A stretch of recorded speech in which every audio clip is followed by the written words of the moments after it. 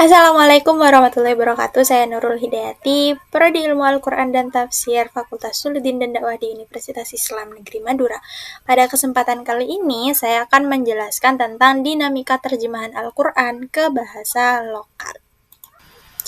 Oke, slide yang pertama membahas tentang konsep dasar dan proses penerjemahan Al-Quran ke bahasa lokal.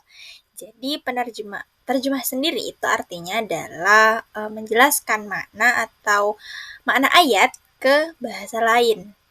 Jadi kalau dalam konteks Al-Quran itu bukan mengganti Al-Quran, ayat-ayat Al-Quran yang dalam bahasa Arab, tapi menerjemahkannya, tapi tetap mencantumkan ayat aslinya.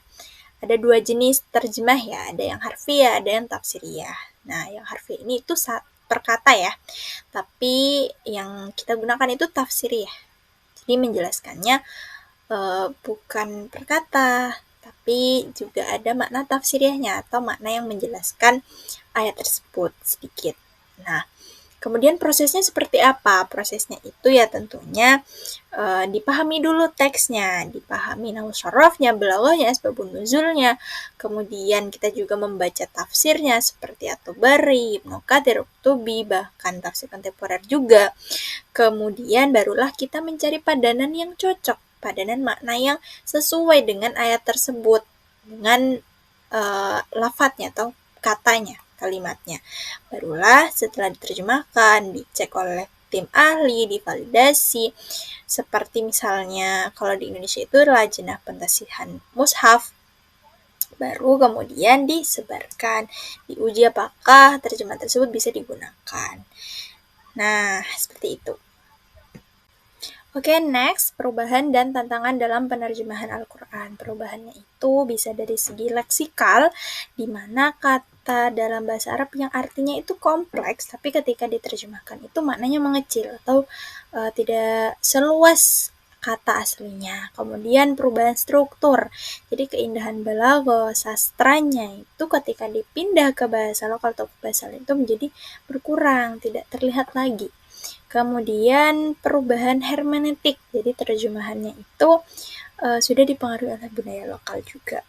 Kemudian tantangannya seperti apa saja? Perbedaan pendapat ulama tentang hukum menerjemahkan itu bagaimana? Apakah harus harfi itu boleh atau harus tafsiriyah atau bahkan keduanya tidak boleh. Kemudian sistem bahasanya, keaslian makna ayatnya, terutama ayat mutasyabihat, sehingga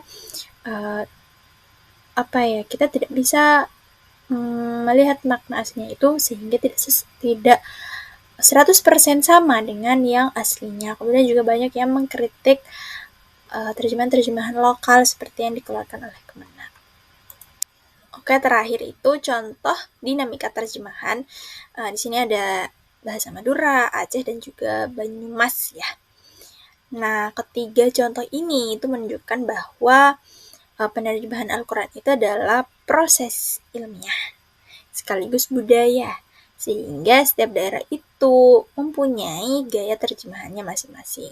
Nah, penerjemahan ini walaupun banyak polemik di dalamnya, akan tetapi ini juga merupakan suatu cara ya agar masyarakat-masyarakat yang tidak bisa menggunakan bahasa Arab secara fasih, tidak mengerti dengan bahasa Arab, bisa memahami Al-Quran juga.